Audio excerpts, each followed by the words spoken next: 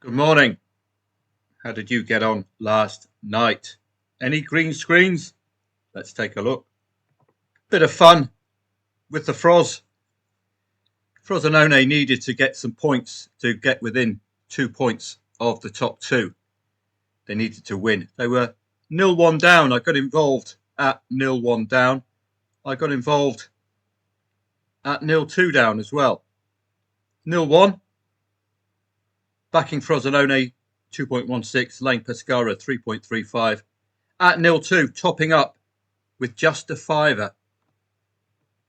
That way, you get averaging working for you. So Lane Pescara at 1.63, 2-0 up for £5 liability, £5 stake, backing Fros at sixes. What this does for you is if you get to the 1-2 early enough, it affords you an opportunity to actually cash out. We had a 1-2 at the end of this match in the first half, and that reduced the liability from something like £26, £30 down to about £3. That's what I call averaging up. I decided to stay in, thanked a red card a bit later on. Tended to be the story this past couple of days, the red card changing the match. And we got the last gasp, 2-2. But boy, oh boy, were we made to work for that one. It's disappointing, really, that they would concede 2 consecutive goals against bottom. But Daniela Nardini, the UK actress, scoring the 2 goals for Pescara. Goal disallowed, 45th minute. Absolutely perfectly timed. Would have got you out with a break even by half time had you been a little concerned. Red card helped massively, quite obviously, with that penalty. And Raymondo. All right, Raymondo. Yeah, I'm all right, son. How are you doing? Yeah, sound, mate. Raymondo. My old pal Raymondo, making it 2-2. So stick Raymondo in your Christmas card list. The mighty Raymondo. So, yes, got away with it yesterday. What I tend to do with these match odds is to leave a little bit on the draw. That will entice us into looking for that 62 quid on Fros. If you're willing to take that small hit for that big reward, then this is a good scenario to be in, isn't it? Any other matches yesterday? Well, yes, plenty going on, if this will load. Newcastle and Man United, I fell asleep because for me it's something like 3 a.m. waiting for these late ones. Simple lay the draw at 3.15 with a match featuring 10 men. And that was a 10-man Newcastle. I expected Manchester United to push on and get the winner. But no. Newcastle. The 2-goal habit remained. This is a poor result for Manchester United under Carrick. His first defeat and a defeat against 10 men. What went wrong there? So we had the red. We had the Gordon opener, which was excellent news. I didn't get that equaliser before half-time. What a pity. I was waiting second half, and I tend to do this all the time. Wait for the second half, and we get that equaliser. Osula, 90th minute. That would have left the Geordie fans in delirium. And they took Batman off late on. So, superb result for Newcastle. 90th minute, if you did lay that draw. A draw is a neutral play and allows you to profit from whoever scores. So, lucky with that one, I would suggest. Brighton and Arsenal. I thought I would back the 1-2 at Arsenal 0-1. Brighton's stats were excellent, suggesting they could equalise, but we know it's Arsenal and they could easily score a second goal. So 1-2 covered both scorelines. Big enough return. 70 quid, as you can see there. So happy enough with that. Keep the liability low. Luton and Northampton. This was a bit of a risk because a draw is in play in the EFL Cup. It was 0-1 to Northampton. The in-play stats absolutely bossing it for Luton Town yesterday. Got the equaliser and then pushed on to get the win, as they deserved to. And again, this was one of those matches I had a small bit on the draw, waiting for the win. Small loss on the draw, waiting for the win on Luton Town, which they got, thankfully. Elsewhere, Aston Villa and Chelsea, no real play there. Would you have foreseen that scoreline, 2.55 the favourite? Not me. Did get a Chelsea equaliser, which was thoroughly deserved, and I wish I passed it on to you before half-time. Rossini is doing some good work there. Fulham and West Ham, London derby. Superb result for the Hammers. It's going to change, potentially, their future. It's all about Nottingham Forest and West Ham. And they are equal on points, but the goal difference is the only thing that's keeping Nottingham Forest above the relegation zone. Look at the Spuds on 29 in a spot of bother. 4 consecutive defeats. Ouch. Imagine Tottenham Hotspur going down. Ozzy Ardiles and his boys from Tottenham will be shocked beyond words if they go down. I expect a revival of sorts as the season ends. There's that Luton-Northampton match. Coupe de France, not much doing yesterday. Desmond Tutu, Marseille and Toulouse, but you don't really take draws on, do you, in cup matches, because they are in play. Hamburg and Bayer Leverkusen. Well, my apologies for not getting this to you quickly enough. The reason, I had my Club Royal Wi-Fi, which has been restored after a bit of banter with the staff. That's what was causing the problem. But then I had my telephone Wi-Fi on to give you the Telegram message, and the message was delayed, so that was a real pity. But they just scraped over the line. Not your usual both teams to score. Hamburg home form. But Bayer Leverkusen in a spot of bother, I think this is a very laboured 1-0 win. Lots of red cards yesterday. There's the Frosinone match. Bari deserved to get the win against Empoli. Carrarese and Catanzaro. Desmond Tutu, arguably, we could have got there. And we had second half goals where we had 0-0s at half time. Both teams are scoring in what is a very competitive SerieA B. Lazio and Atalanta, too tough to call. 2.55 the favourite. Celtic lay the draw second half. I hope you got on that. Must win to go within 5 points of Hearts. Can you imagine if they had not won? They'd be back in 55. 8 points shy of Hearts. That's 2 wins and 2 draws. Vital win. Rayo Vallecano and Oviedo, banker territory there by a country mile. Looking for Oviedo to score, really, first. Luzerne and the young boys. Well, the young boys did take advantage of the red cards. You could have laid that draw at 0-0. Young boys scoring first. But being the young boys, I think they conceded next. Typical young boys performance. So a good night if you've got on Luton especially, and if you've got on that lay the draw in the Newcastle match. It would have been a good night. Let's have a look at today. Well, we all know now that the boys from Tottenham are in a spot of bother. 1 point above the relegation zone, I think it is. London derby, don't tend to play London derbies. But if you want to have a look at how these sides get on in London derbies, well, it's not good news for the Spuds, is it? Let's take a look. They could do with Ozzy Ardiles coming out of retirement tonight. Get them a couple of goals. So let's see what we can find here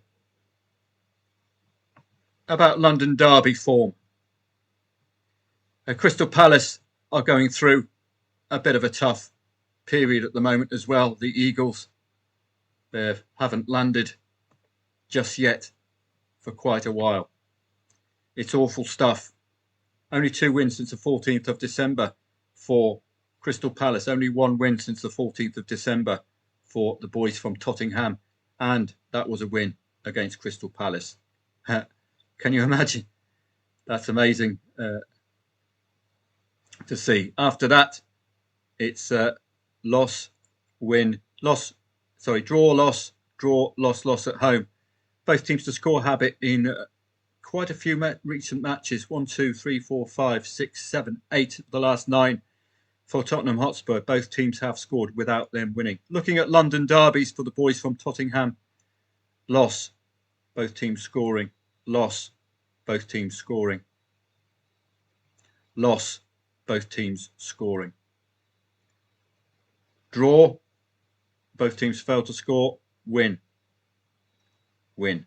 So it's not a good recent record. How about Crystal Palace? Well, it's just not a good record anyway, is it, for Crystal Palace?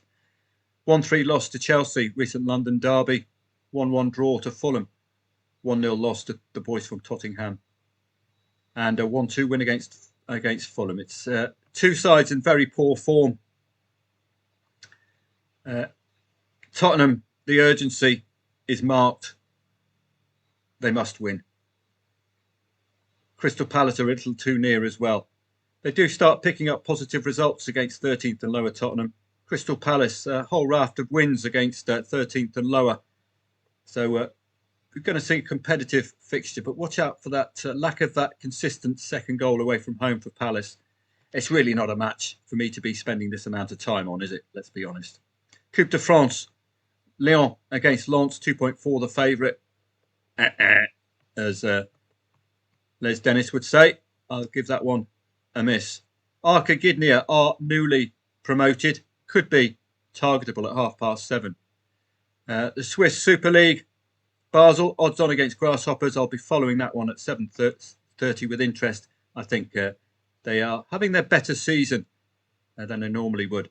And that's it this evening. Now, it's going to be a bit of a task for me to stay up for one single match this evening. I hope you understand. Okay, so you might not see me this evening. Put this into context. 8 o'clock, you add 7 hours to that. That's 3 a.m. kickoff for me, just for a single match. So you're unlikely to be hearing from me this evening. It's 2.4 the favourite. It's really, really not worth staying up for me. Okay, so I hope you understand my position. I can't be staying up till 3 a.m. for one single match, which happens to be a London derby and a 2.4 the favourite, coupled with a Coupe de France match, 2.4 the favourite. Okay, and a readable enough Basel match. So you're probably not going to be hearing from me this evening on Telegram.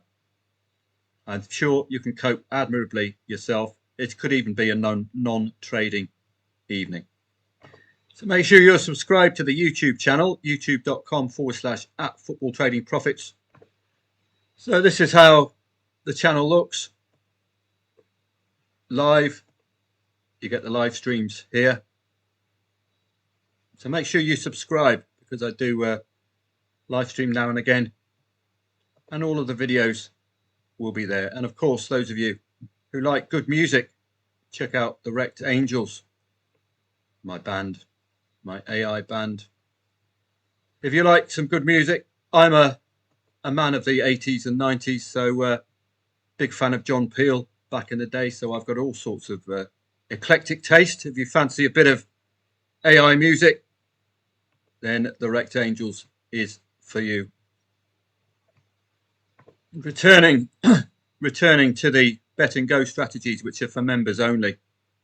I'm going to start doing this live. Try to figure out an angle in.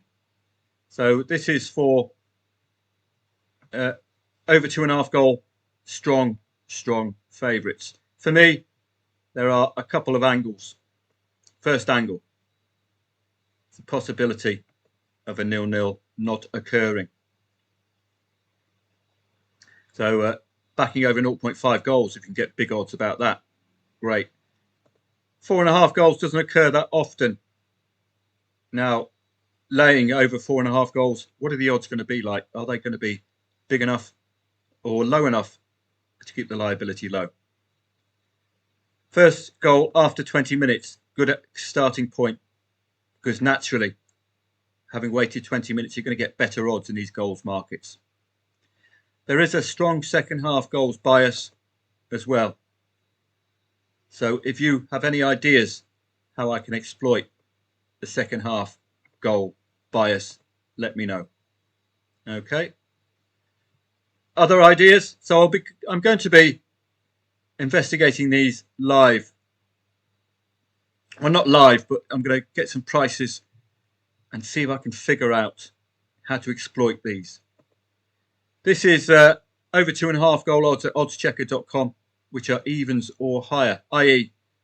the market's not conclusive about whether there'll be overs or unders. And you can see more unders turning up, which is what you'd expect when it's evens for over 2.5 goal. So the unders will be in red, the overs will be in green. So I'm color coding this so I can find immediately noticeable patterns. You can see over 0.5 goals consistent, but how do we profit from that? Because you're going to get wiped out by the odd aberration here. So that's something for me to think about. Look at the amount of Ys for over 0.5 goals. Over 2.5 goals, but a whole raft of negatives to begin with. But as that pattern continues, to see a whole raft of red there. Half-time and full-time might be the angle in for me. Laying the draw. I don't think it occurs that often. If you cover the 0-0, we might get enough. This is the shortest priced draw. Shortest priced odds in the half-time, full-time market is the draw ordinarily. The shortest priced as far as being reasonably good chances of not coming in. I know an odds-on favourite, for example, could be strong favourite, but draw tends to be reasonably short odds. So that's an angle. If you've got any ideas, let me know.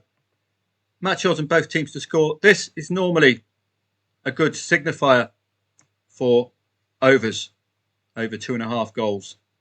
Over 3.5 goals, as you can see, a few ends there. What I would do with this one, I would be looking at the potential for a 2-1 and 3-1 scoreline. 3-1 available at 20s plus, tends to keep popping up. So this would be a very, very speculative play. It could be a both teams to score bias as well. I see that occurring quite a lot. It's all dependent on the odds. That's why I need to start recording the live odds so we can look at bringing in a staking plan. Backing 0-0 half-time market, I've got a simple operation for this one. I think it's the Fibonacci staking for 0-0s at half-time, because you're going to get over evens in each of these cases. Look at the raft of 0-0s at half-time we've had recently at the end of January. So that's something to think about there. And this one is choosing the match where the shortest price home favourite is at evens or higher. So it has to be around 2, and it's a single choice. I'm keeping an eye on the half-time score with the regard to taking advantage of that 0-0 profit-wise. I'm also recording, again, draw, half-time, full-time. Does it occur infrequently enough that we can just keep laying it and make an accumulated profit from all of the other ones which do come in? So I'll be starting to record results of my own ideas starting from today. So I'll keep members informed, because I would love to have a bet and go strategy to follow our trading. Get the e-letter. You get some Premier League research at the weekend and a 14-day free trial at the moment as well. As I repeat, probably not going to be hearing from me this evening, members. Just a single match and a 3 a.m. kickoff for me makes very, very little appeal. Have a great day. I'll see you again tomorrow.